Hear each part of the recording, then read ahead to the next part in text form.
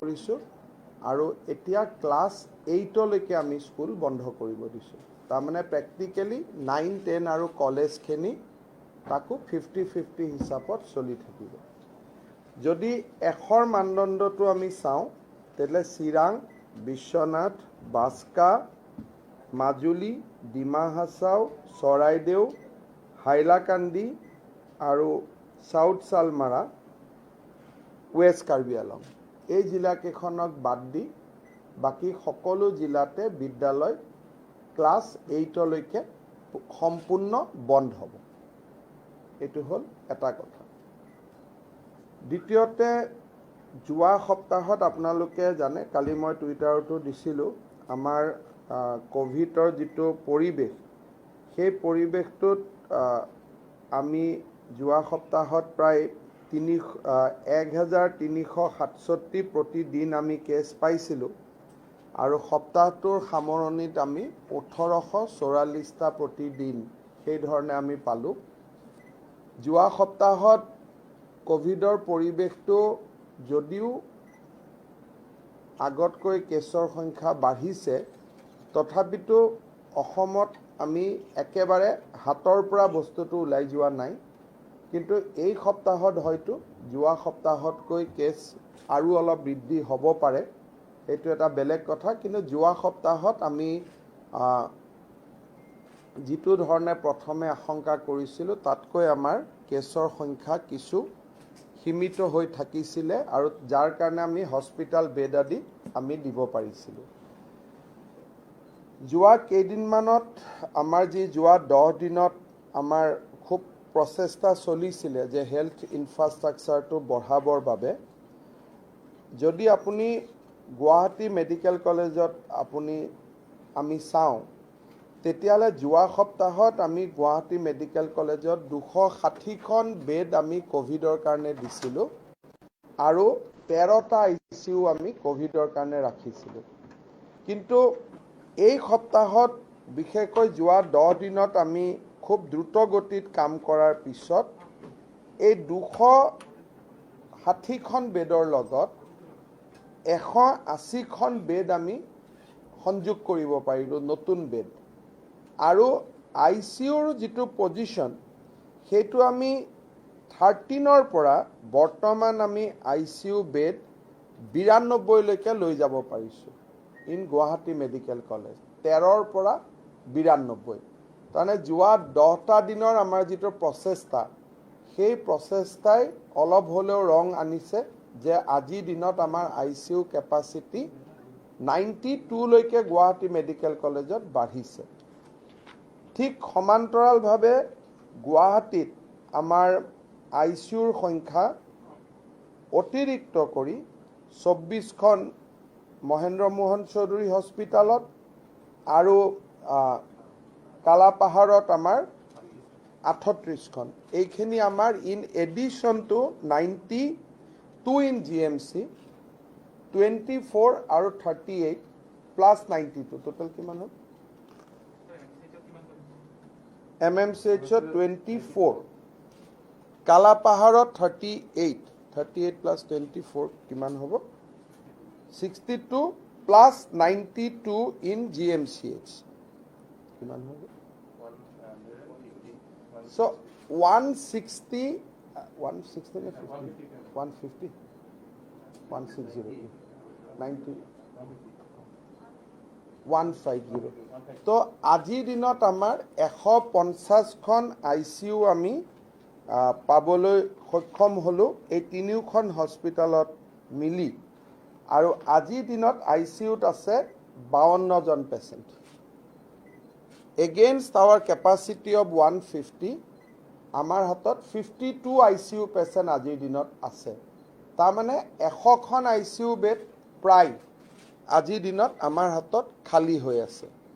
গতিকে মোৰ যিটো ধাৰণা, যোৱা 10 দিনলৈ, অহা 10 দিনলৈ আমি ICU আৰু বেড, মই বেডৰ বিষয়ে কওঁ, বিশেষকৈ ICUৰ ক্ষেত্ৰত আমি অসুবিধাৰ সন্মুখীন আমি নহ'ম।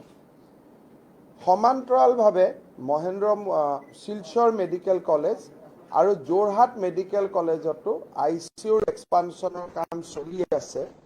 অহা সপ্তাহত সমগ্ৰ অসমতে ICUৰ সংখ্যা আৰু বৃদ্ধি পাব। শিলচৰত 60টাৰ সংযোজন হ'ব আৰু যোৰহাটতো মোৰ যিমান দূৰ বিশ্বাস 40টা আৰু নতুন ICU পাম।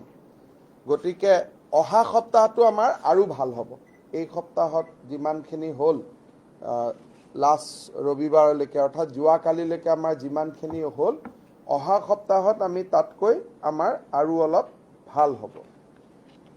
বেডৰ সংখ্যাৰ পৰা মই আপোনালোকক আগতে কৈছিলোঁ যে 260 বেড আছিল। এতিয়া আমি 160 বেড GMCHত যোগ কৰিলোঁ আৰু GMCHত আজি ICU অক্সিজেন বেড সকলো মেলি কোভিডৰ কাৰণে আমাৰ 865টা বেড আমাৰ আজিৰ দিনত আমাৰ উপলব্ধ। ইয়াৰ উপৰিও আমাৰ আয়ুৰ্বেদিকত 120খন বেড, শিঙিমাৰীত 94 বেডছ, সোণাপুৰত 65 বেডছ, কলিতাকুছি মডেল হস্পিটেলত 70 বেডছ, কালাপাহাৰত 134 বেডছ আৰু আজি আমি আৰম্ভ কৰিলোঁ 430 বেড ইন সৰুসজাই। আজি আপোনালোকে ময়ো গধূলি যাম, সৰুসজাইত পেচেণ্ট আমি আজিৰ পৰা ল'ব পাৰিছোঁ। গতিকে এই গোটেইবোৰ যদি আমি হিচাপ কৰোঁ আমাৰ কেপাচিটি আছে 2120 বেডৰ আজিৰ দিনত। সৰুসজাইক ধৰি 2120, এগেইনষ্ট 2120 আমাৰ লগত পেচেণ্ট আছে 1852। 300 বিচনা আমাৰ খালী আছে আৰু আজি গধূলিলৈকেও বিচনা আমাৰ খালী হ'ব। গতিকে অহা 7 দিনলৈ, অহা সপ্তাহলৈকে আমাৰ বিচনাৰো কোনো অভাৱ নহয়। তাৰমানে ICU আৰু বিচনা আমাৰ দুইটাই অভাৱ নহয়। আমি খানাপাৰাত হস্পিটেল বনোৱাৰ যিটো প্লেনিং কৰিছিলোঁ তাত আমাৰ 47 কোটি টকা আহি আছিলে। এই কথাখিনি পাতি থাকোঁতে আমি অলপমান কেনেকৈ আমি কম টকাত কৰিব পাৰোঁ আপোনালোকক আমি দেখুৱাম। আমাৰ ছুপাৰিনটেণ্ডেণ্টে অলপ পিছত দেখুৱাব। গুৱাহাটী মেডিকেল কলেজৰ যিখিনি কাৰ পাৰ্কিং এৰিয়া আছিল তাত ষ্ট্ৰাকচাৰ বনোৱাই আছে। এতিয়া যদি আমি মাত্ৰ 8 কোটি টকা তাত খৰচ কৰোঁ তেতিয়াহ'লে আমাৰ নতুনকৈ আমি ICU বনাব পাৰোঁ 254। আমি আপোনালোকক এতিয়া আফটাৰ দ্য প্ৰেছ কনফাৰেন্স আপোনালোকক দেখুৱাম যে সেইখিনি সংস্কাৰ কৰি দিলে আমি 10 দিনত 254টা ICU আমি পাই যাব পাৰোঁ। খানাপাৰালৈকে যোৱাৰ আগতেই, যাতে চৰকাৰৰ টকা খৰচ কৰাৰ আগতেই আমি কম খৰচতে আৰু এটা আমি ফেচিলিটি GMCHৰ ভিতৰতে ক্ৰিয়েট কৰিব পাৰোঁ। GMCHত ফেচিলিটি ক্ৰিয়েট কৰিলে লাভ হয় কি ষ্টাফ একেখিনিয়ে হ'ব পাৰে, তাৰ কাৰণে কষ্ট কৰিব নালাগে। আপোনালোকক আফটাৰ দ্য প্ৰেছ কনফাৰেন্স মই দেখুৱাম যে কি ধৰণে আমি নতুন প্ৰচেষ্টা এটা হাতত লৈছোঁ আৰু আমি অহা কালি পৰহিৰ পৰা কাম আৰম্ভ কৰি দিম। 3-4 দিনত টেণ্ডাৰত যি সময় লাগে তাৰপিছত আমি কাম কৰি দিম। অহা 10 দিন বা 15 দিনত আমি গুৱাহাটী মেডিকেল কলেজৰ ভিতৰতে 20450 আৰু 14খন ওলাব 268 ICU বেড আমি কৰিব পাৰিম যদি প্ৰয়োজন হয়। ভৱিষ্যতেও আমাৰ লাভ হ'ব। কেতিয়াবা GMCHত ডিজাষ্টাৰ মেনেজমেণ্ট ফায়াৰ টায়াৰ হ'লে লগে লগে মানুহক ট্ৰান্সফাৰ কৰিব লাগে। এই ডিজাষ্টাৰ মেনেজমেণ্টেও আমাক বহু দিনৰ পৰা কৈ আছিল যে অলপ মেডিকেলৰ বিল্ডিঙৰ বাহিৰত ফেচিলিটি এটা লাগে। এই সুযোগতে হয়তো সেইটো আমাৰ নিৰ্মাণ হৈ যাব। আপোনালোকক মই প্ৰেছ কনফাৰেন্সৰ পিছত দেখুৱাম। এইখিনি আছিল ICU আৰু বেডৰ ওপৰত। আপোনালোকে সুধি থাকে বেড কিমান খালী আছে, কি আছে। গতিকে এটা আমি অহা এসপ্তাহলৈকে আমি সন্তোষজনক পজিশ্যনত আমি থাকিম বুলি আমি ধাৰণা কৰিছোঁ। আৰু এইখিনি মই প্ৰতিদিনে 1200 কেছ ধৰি হিচাপ কৰিছোঁ। আজি 800 হৈ আছে। মই ধৰি লৈছোঁ যে অহা সপ্তাহত হয়তো কেছ 1200 হ'ব পাৰে, কিন্তু 1200 হ'লেও গোটেই পৰিৱেশটো আমাৰ নিয়ন্ত্ৰণত থাকিব। এতিয়া আহিছোঁ আমি ৰেমডিচিভিৰ ইনজেকশ্যনৰ ওপৰত। আমাৰ অসমত যোৱা দুদিনত আমি টোটেল 12,000 নতুন ৰেমডিচিভিৰ ইনজেকশ্যন চৰকাৰে কিনিব পাৰিছে। আগতে আমাৰ হাতত 12-13 হাজাৰ ষ্টক আছিলে।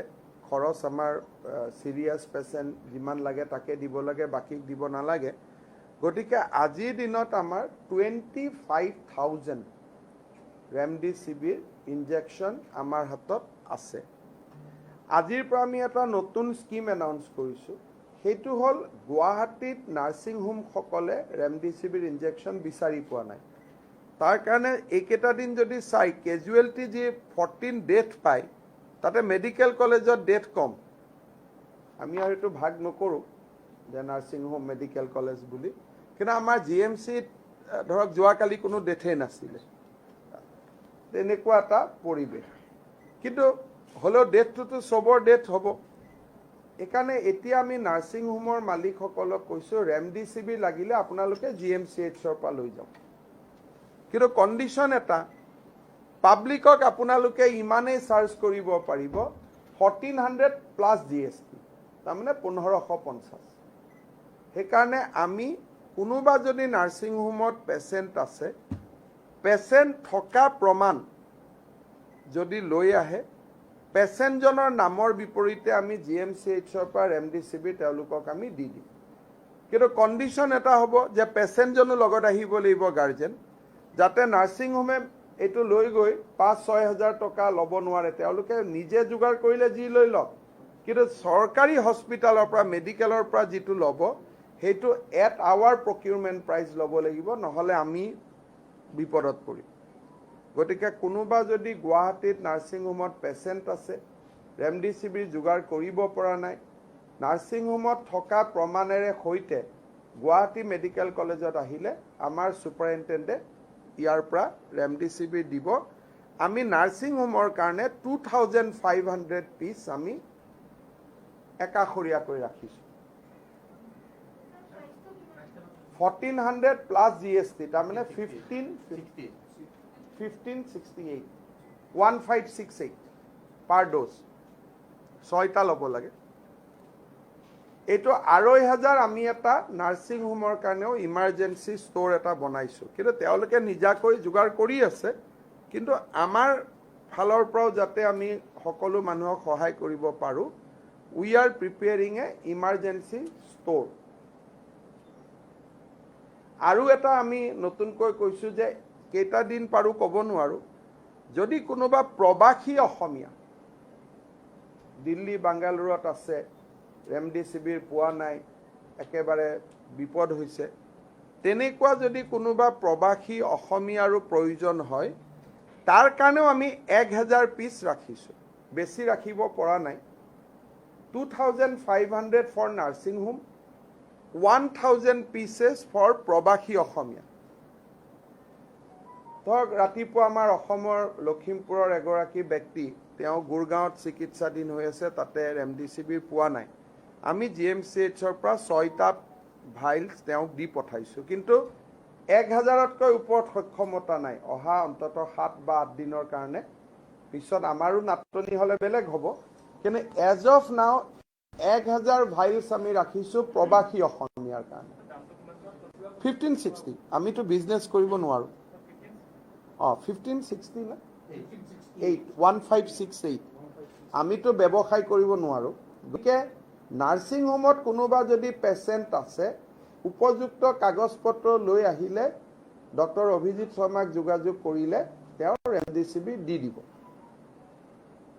2500 পিচ আছে, তাতকৈ বেছি নাই। আৰু 1000 পিচ আমি ৰাখিছোঁ ফৰ প্ৰবাসী অসমীয়া।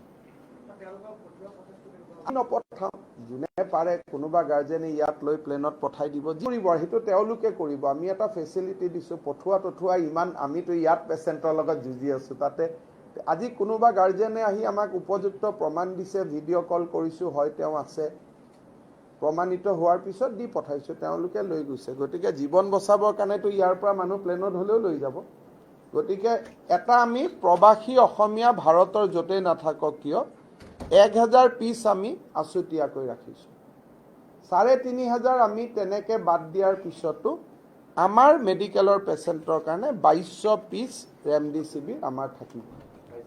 22000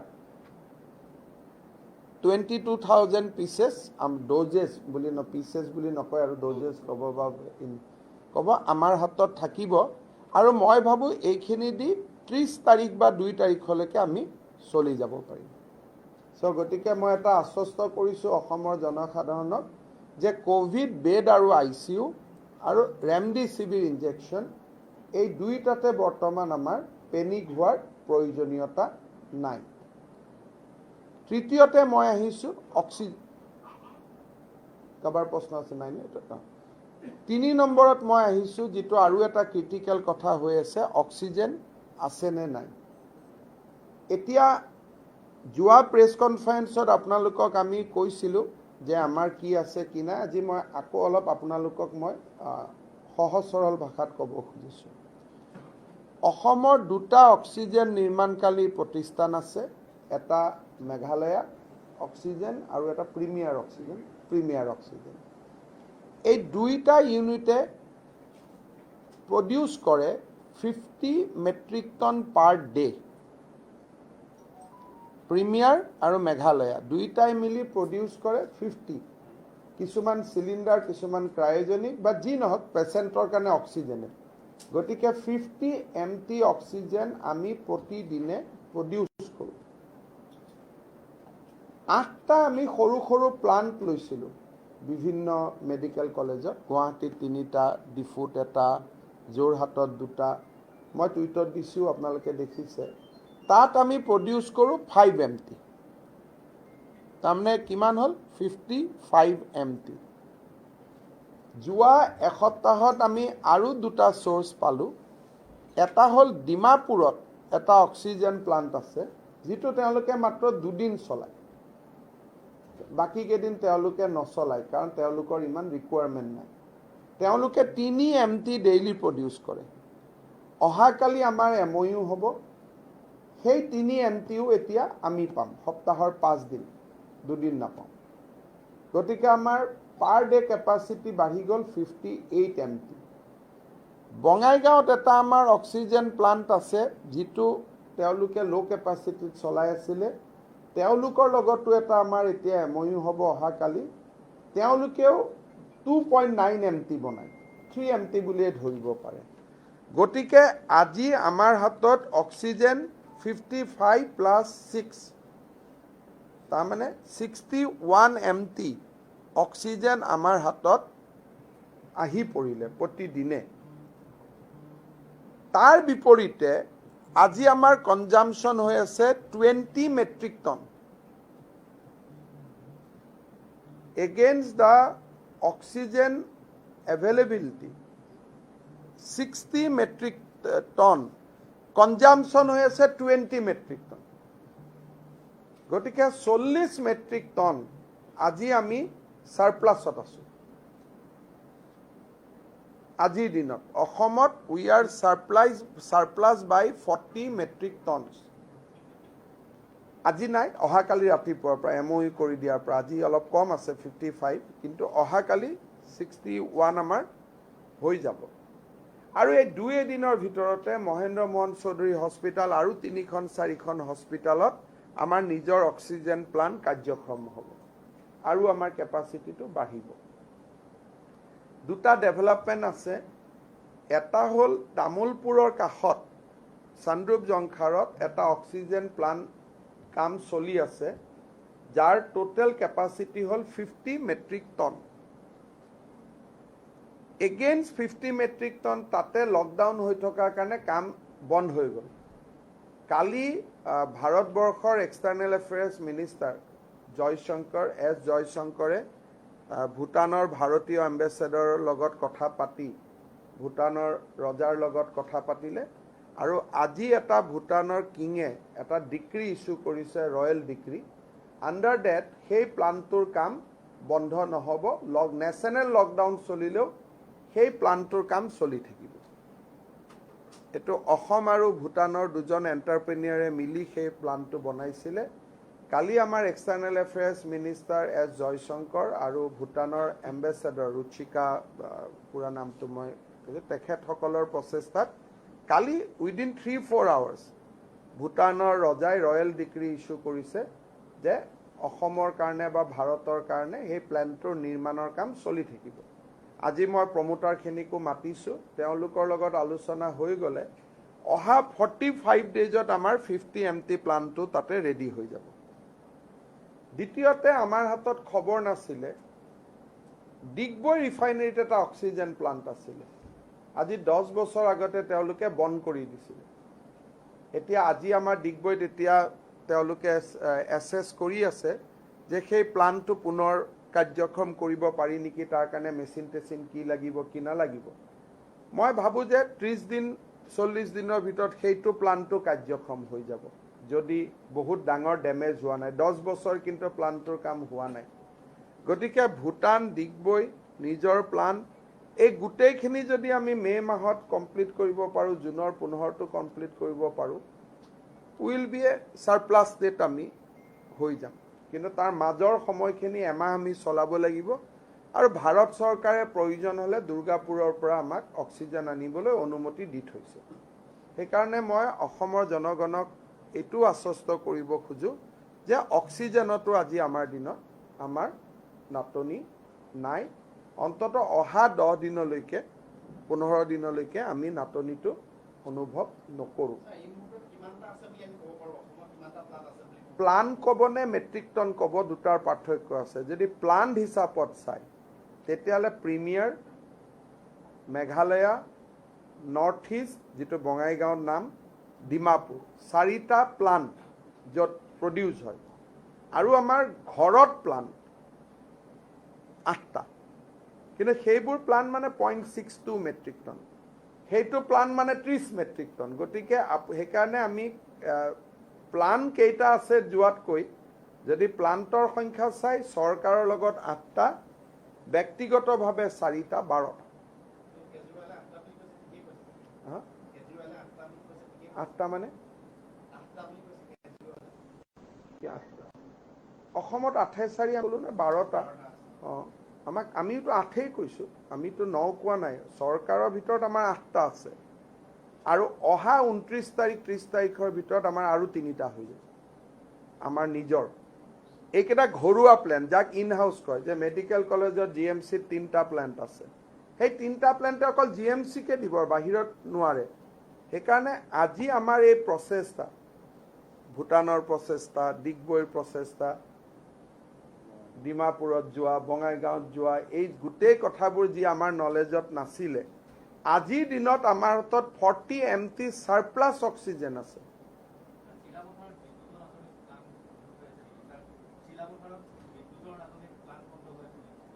নাই, এতিয়াতো আমি প্লান্টৰ নাটনিৰ কথা নাহে কিয়, আমাকতো অক্সিজেন নালাগেই নহয়। এইবিলাক ব্যৱস্থাহে। আমাৰ লগতো 20 মেট্ৰিক টন লাগে, সেইটোতো আমি হাঁহিয়ে পাই যাওঁ। গতিকে আমাৰ লগত এতিয়া যদি কিবা বিদ্যুতৰ নাটনিৰ কাৰণে আছে, বিদ্যুৎ লগাই দিলে হ'ব, সেইবিলাকৰ কাৰণে নেশ্যনেল ইমাৰ্জেঞ্চিত নহয়। কিন্তু মোৰ মতে চিলাপথাৰতো যদি কিবা প্লান্ট তেনেকুৱা আছে, মই আজি সেইটো খবৰ কৰিম। কাৰণ বঙাইগাঁৱতো তেনেকেই পৰি আছিলে, ডিমাপুৰতো পৰি আছিলে। গতিকে কিছুমান থাকে, খবৰ ল'লে বিপদৰ সময়ত পায়। যদি তেনেকুৱা কিবা আছে মই খবৰ ল'ম। এতিয়া আমাৰ অক্সিজেনৰ ক্ষেত্ৰত লাহে লাহে ইয়াৰ উপৰিও আমাৰ আৰু 2টা আছে। যদি প্লান্টৰ হিচাপে চাই, আৰ্য নাৰ্ছিং হোম আৰু নাৰায়ণ হৃদয়ালয়ৰো আছে, যোৱাকালি কৈছোঁ। সেইকাৰণে প্লান্টৰ হিচাপতকৈ টোটেল অক্সিজেন চালে ভাল।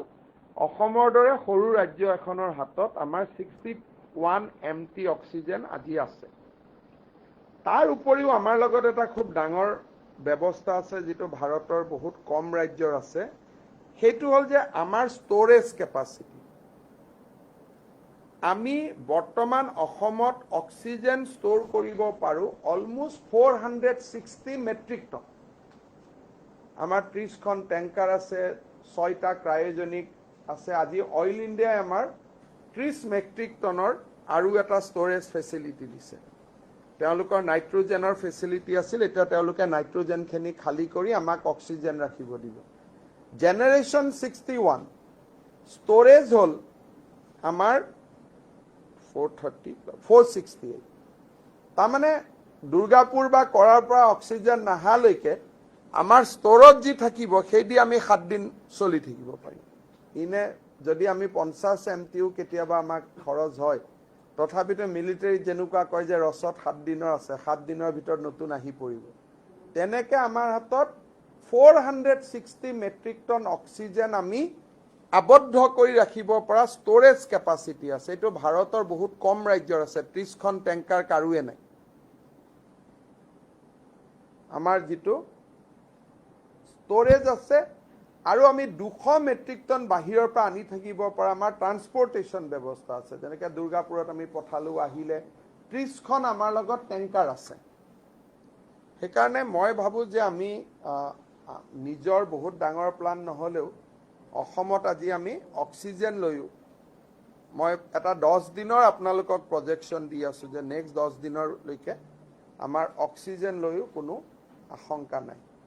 ICU বেড লৈ আশংকা নাই, হস্পিটাল বেড লৈ আশংকা নাই, অক্সিজেন লৈ আশংকা নাই, ৰেমডিচিভিৰ ইনজেকশ্যন লৈ আশংকা নাই। মেন পাৱাৰো আমি মেডিকেল কলেজৰ ফাইনেল ইয়াৰ পৰীক্ষাবিলাক আগুৱাই দিছোঁ, 8 তাৰিখৰ পৰা আৰম্ভ হ'ব, যাতে 15 মে'ত আমি বহুত ডক্টৰো পাওঁ। 600-700 এডিশ্যনেল আমাৰ ডক্টৰো আহে। আজি 145 নিউ ডক্টৰছে জইন কৰিছে। তেনেকৈ থাৰ্ড ইয়াৰ নাৰ্ছিঙৰ পৰীক্ষাবিলাকো আমি অলপ আগতীয়াকৈ পাতিব কৈছোঁ, যাতে সেই ষ্টাফখিনিও আমি পাই যাওঁ। সেইকাৰণে মেন পাৱাৰ লৈও আমাৰ অসমত আজিৰ দিনত কোনো চিন্তা কৰিবলগীয়া নাই।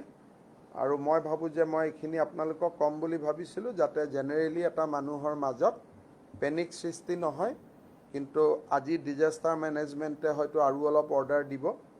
আৰু শিক্ষা বিভাগৰ পৰাও আজি ক্লাছ 8লৈকে স্কুল বন্ধ কৰি থোৱা হৈছে। আৰু অভিয়াছলি গুৱাহাটীত 1000 পালে কলেজ ইউনিভাৰ্চিটিও বন্ধ হৈ যাব, সেইটো আগতে কোৱাই আছে। গতিকে মোৰ ফালৰ পৰা এইখিনি ক'বলগীয়া। আপোনালোকৰ যদি কিবা সুধিবলগীয়া আছে।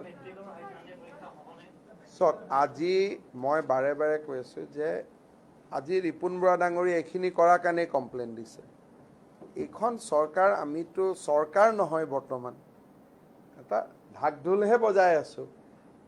কথাটো বুজি পালেনে? মইতো ক'তো চহীও কৰিব নোৱাৰোঁ আজিৰ দিনত। গতিকে মেট্ৰিক হায়াৰ ছেকেণ্ডেৰী বন্ধ কৰিবৰ কাৰণে কোনোবাই চহী মাৰিব লাগিব। সেই সিদ্ধান্তটো 2 তাৰিখে হ'ব।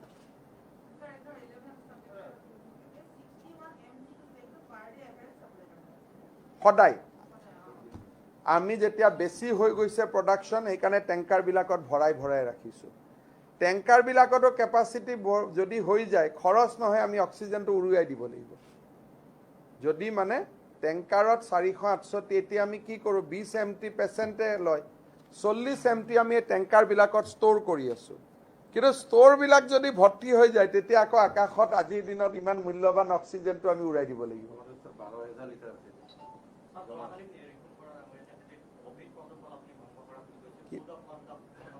কি কোড অফ কণ্ডাক্ট মই ভংগ কৰিলোঁ? সেইখিনি মই নকৰিলোঁ। মইতো গুৱাহাটীৰ বাদে ক'তো যোৱা নাই। প্ৰথম কথা, ৰিপুণ বৰা কোনোবাই ভুল খবৰ দিছে। দ্বিতীয়তে, তেওঁ যি অভিযোগ দিছে দিব, সেইটোৰ লগত আমাৰ চিন্তা কৰিবলগীয়া কি আছে? দিব, দৰমহা পেণ্ডিং আছে। এইবিলাক হৈছে আমি ক'ভিডৰ কথা আলোচনা কৰোঁতে শাক পাচলিৰ কথা আলোচনা কৰি কি লাভ আছে?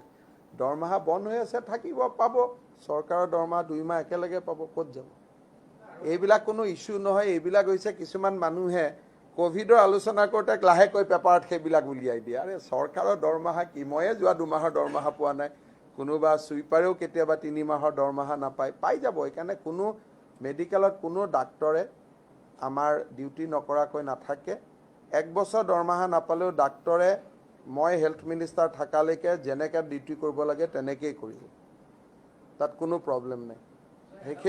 সেইখিনি মৰমৰ সম্পৰ্ক আছে। গতিকে এইবিলাক পাব্লিক ইণ্টাৰেষ্ট হ'ব নোৱাৰে। ৰাইজে চিন্তা কৰিবলগীয়া এইবিলাকত কোনো কাৰণ নাই।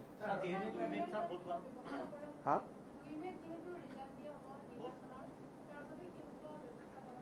সেইখিনি নিৰ্বাচনী আয়োগে প্ৰট'কল দিব।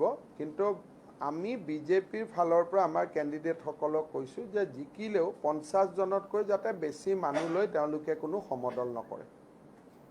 কিন্তু নিৰ্বাচনী আয়োগে এইটো দিব। ইয়াত যিহেতু আমি চৰকাৰে এইটোৰ ওপৰত একো ইনষ্ট্ৰাকশ্যন দিব নোৱাৰোঁ। সৰ্বদলীয় বৈঠকত ৰিপুণ বৰাই আমাক অথৰিটি দিছে যে আপোনালোকে কাম কৰক, আমি চৰকাৰক সহযোগিতা কৰিম বুলি। তেওঁ তেনেকৈ কৈছে, আৰু তেওঁলোকেতো নিজিকাকৈ ৰেজৰ্টত গুচি যায়। গতিকে তেওঁলোকৰ লগত কথা বাৰ্তা পাতি আপুনি কি পাব আৰু? তেওঁ কা ষ্ট্ৰং সেইটো এইটো মই নাজানো যে সেইবিলাকত মই পলিটিকেল কথা নকৰিব পলিটিকেল সেইটো আৰম্ভ কৰিছে বহুতে পাব লগা আছে পাব এতিয়াতো দিম বুলিয়ে কৈ আছে সব হোটেলে দেখোন আমাক আহি কৈছে ছাৰ লক বুলি পাবলগীয়া আছে তেওঁলোকে পাব যোনে দিব নোৱাৰে তেওঁলোকে নিদিব ইয়াতো জোৰ কৰিবলগীয়া কথা নাই কিন্তু চৰকাৰী কাম কাজত আজি বিল দিলে ছমাহ পিছত বিল পায় এইটোতো সবেই জানে সেইবিলাকতো কোনো নতুন কথা নহয় কাৰণ হিচাপ কৰিব লাগে এজিৰ অডিট থাকে অডিটত তেওঁলোকে ধৰক 10 জন মানুহৰ নাম দিছে আমি আকৌ মেডিকেলৰ পৰা আনিব লাগিব যে সেই মুহূৰ্তত 10 জন পেচেণ্ট আছিল নে নাই গতিকে যিসকলে বিল দিব তেওঁলোককতো পিছত আপোনালোকে লিখিব যে পেচেণ্ট আছিল 10 জন বিল ল'লে 20 জন গতিকে গা বচাই তেওঁলোকে বিল দিব লাগিব চৰকাৰে পুঁজি মুকলি কৰি দিছে কিন্তু ডিসি সকলে ভাবি চিন্তি বিল দিয়ে আৰু তেওঁলোকেতো কোভিডৰ পিছতে ইলেকশন হৈ গ'ল কাম কৰাৰ সময়ে পোৱা নাই কিন্তু আমাৰ ইমান গুডউইল আছে যে আমাক হোটেল দি দিব সেইবিলাক লৈ কোনো টেনচন নাই ডাক্তৰেও দৰমহা নাপালে ডিউটি কৰিব ইমান আমাৰ গুডউইল আছে হোটেলত বিল নাপালেও হোটেল আমাক দিব হিমানখিনি গুডউইল আমাৰ আছে কিন্তু প্ৰিন্সিপালে কোৱা মতে এই মাহৰ বাদে সব দৰমহা পাইছে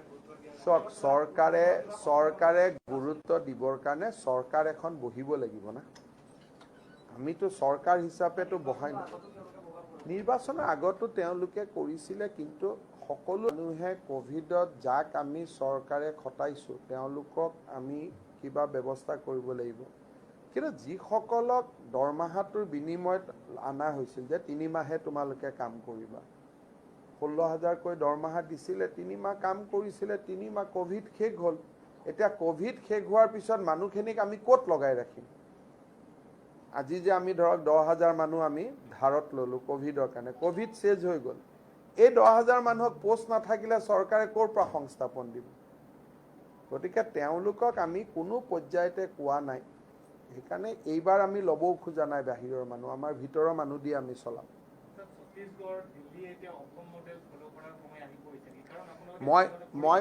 মই মডেলৰ কথা ক'ব নাযাওঁ কিন্তু ডেফিনেটলি দিল্লীত 1.5 কোটি মানুহ অসমত 3 কোটি 35 লাখ মানুহ গতিকে দিল্লীতকৈ অসমে আজি দিনটোলৈকে ভাল কৰি আছে অহাকালিতো কোনেও দেখা নাই গতিকে আজি কিন্তু মই আৰু মডেল বুলি ক'ব নোখোজো কাৰণ অহাকালি ৰাতিপুৱাই বোলে 100 জন ঢুকাই গ'ল এইটোতো ভগৱানৰ হাতত গতিকে কিন্তু ফাৰ্ষ্ট ৱেভত উই ডিড বেটাৰ আৰু এতিয়াও সেকেন্ড ৱেভত 10 দিনৰ ভিতৰত আমি পৰিৱেশটো মোটামুটি সম্ভালি ললো 10 দিনৰ ভিতৰতে আজি আমি ৰাইজক আশ্বস্ত কৰিব পাৰো যে নাও সিচুৱেশন ইজ আন্ডাৰ কন্ট্ৰোল অক্সিজেনে হওক ৰেমডিচিভিৰে হওক গোটেইবিলাক 3,600 পেচেণ্টক আজি আমি ৰেমডিচিভি দিব পৰা পজিশন আছে আমাৰ ইমানটো পেচেণ্টে নাই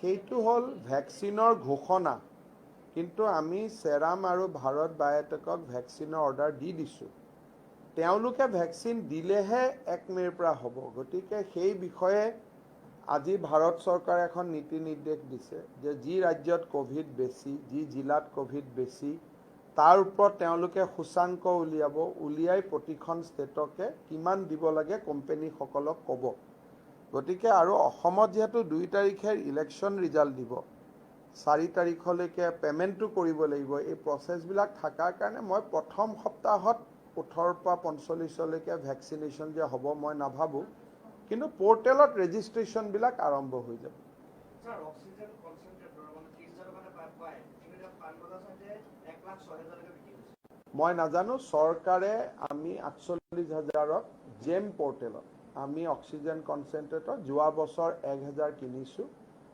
এই বছৰ আমাক অক্সিজেন কনসেন্ট্ৰেটৰ অইলে এতিয়া আমাক 500 দান দিব তেওঁলোকৰ টেন্ডাৰ আদি হৈ গ'ল আৰু আইটিসিৰ ফালৰ পৰাও যেটো কোম্পানী আছে আইটিসি বুলি তেওঁলোকেও কিছু হয়তো আমাক কনসেন্ট্ৰেটৰ দিব আমি কথা বতৰা চলাই আছো গতিকে অসমত অক্সিজেন কনচেন্ট্ৰেটৰ পৰিৱেশ সন্তোষজনক কিন্তু পাব্লিকৰ দোকানত কি ক'ত দিছে মই সেইবোৰ তেওঁলোকে মই ভাবো যে এইটো পেনিক বাইং বুলি কয় অসমত যেহেতু চৰকাৰৰ মাজতে অক্সিজেন আছে ঘৰত কি অক্সিজেন কিনিব লাগে যদি চৰকাৰত অক্সিজেন কমিলেহে ঘৰত মানুহে সিলিন্ডাৰ লয় পেনিক হৈ গ'লে দাম বাঢ়ি যায় বস্তু যেনেকৈ ৰেমডিচিভিৰ কিছুমান জায়গাত 15,000 লৈকে বিক্ৰী হৈ আছে এটা অসমত আজি মই কৈছো ভাই নাৰ্ছিং হোমেও 1500 পাব পাৰে 1562 এতিয়া কোনো দোকানীয়ে ব্লেকৰ কথা নাপাতিব গতিকে এইটো হল সাপ্লাই আৰু ডিমান্ডৰ গ্ৰাফ হয়তো সব মানুহে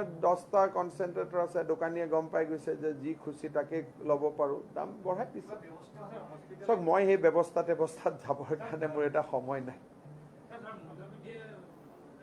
এতিয়া এইবিলাক বাদ দিয়ক 7 দিন পিছত যেতিয়া অসমত নতুন চৰকাৰ আহিব তেখেতক সুধিব আমিতো এতিয়া বেলেগৰ ফিল্ডিং 12 মেন টাই ফিল্ডিংহে কৰি আছো মন্ত্ৰী মহোদয় আপোনালোকৰ পৰা 1500 টকাত কিনিব ব্যক্তিগত খণ্ড চিকিৎসালয় আপোনালোকে কিবা দাম ধাৰ্য কৰিব নেকি নহয় সিমানতে দিব লাগিব সেইকাৰণে আমি পেচেণ্টজনৰ হাতত তুলি দিম আমি এটেন্ডেন্টৰ হাতত তুলি দিম 1562 লৈ পেলাই আমি আৰু নাৰ্ছিং হোমখনক নিদিওঁ এটেন্ডেন্টে ইয়াতে অভিজিত শৰ্মাক 1562 হ'ব না 1568 into 6 কৰি ইয়াতে টকা জমা দিব তেওঁৰ হাতত তুলি দিম আৰু খালি নাৰ্ছিং হোমৰ মালিকে ক'ব লাগিব যে পেচেণ্টজন আমাৰ ইয়াত থাকাটো হয় গতিকে তেওঁ আৰু হেতুলৈ ব্যৱসায় কৰিব নোৱাৰে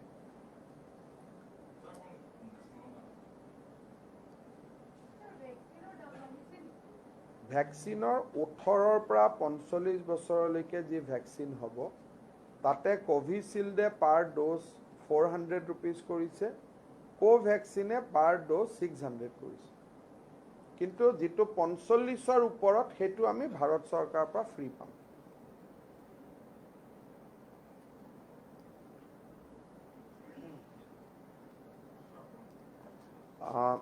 we have reviewed our oxygen position. As of Assam, state of Assam is consuming 20 metric ton of oxygen per day. During the effort of last 10 days, where we have rejuvenated some of our old oxygen plant and also established PESO plant in different medical college and civil hospital, total our oxygen generation capacity has been now increased up to 61 metric ton per day against the daily requirement of 20 metric ton per day as of now. We have also enhanced our oxygen storage capacity to 468 metric ton. So I personally feel that for next 10 days our oxygen situation will remain stable and there should not be any panic and we will be comfortable. In next week we are going to start another 3 small oxygen plant in 3 different hospital in Assam. So far as remdesivir injection is concerned, we have a decent stock of 25,000 today.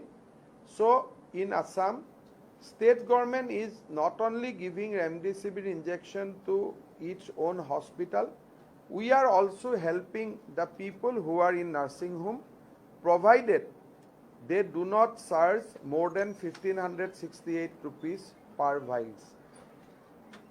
As far as ICU bed is concerned, we have been able to add a substantial number of ICU bed in last 10 days.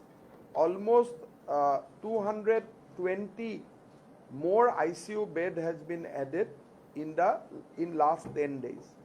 Effort is on to increase ICU bed and oxygen bed further. So whether it is a general hospital bed, whether it is a oxygen bed, whether it is a ICU bed, whether it is a stable supply of oxygen, or whether it is a question of availability of remdesivir, Assam will be in a comfortable position for next 10 days. We have been helped by Government of India with different allocation and we are fully utilizing those allocation and also we are helping our neighboring states. in different way. So I am comfortable, I am convinced that at least for next 10 days, situation in Assam will be quite stable. We have issued a notification last week closing down elementary schools up to class 5. Today we have issued another notification closing down elementary schools up to class 8. So now all schools up to class 8 will remain closed, provided that district has total number of 100 positive cases in last 10 days.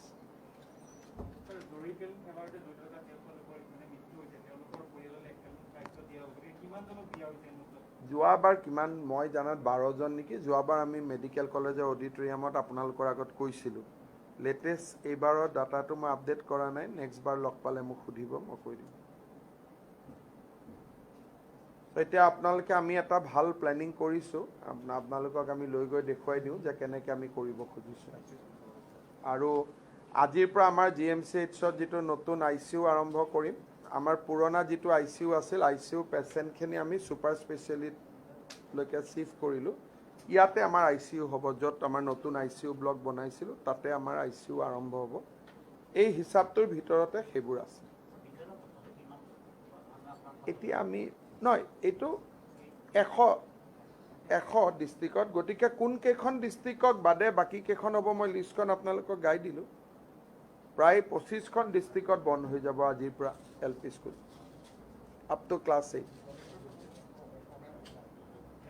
মোৰ টুইটত অলপ আগতে দিছো coat 100ৰ তল আছে আপোনালোকে লিষ্টখন চাই ল'ব তেটা আপোনালোকে পাই যাব বিশ্বনাথ ওয়েস্ট কাৰ্বি আলং কেইখনমান জিলাক বাদ দি সবতে 100ৰ ওপৰ আছে লাষ্ট 10 ডেজত মেট্ৰটো ক্লাছ 8 লৈকে বন্ধ হ'ব হয়তো কালি পৰখে ভিতৰত মেট্ৰত পজিটিভ কেছ 1000 চুই যাব তেতিয়াতো ইউনিভাৰ্সিটিও বন্ধ হৈ যাব নহলেতো ভাল নোহোৱাটো কামনা কৰি আছো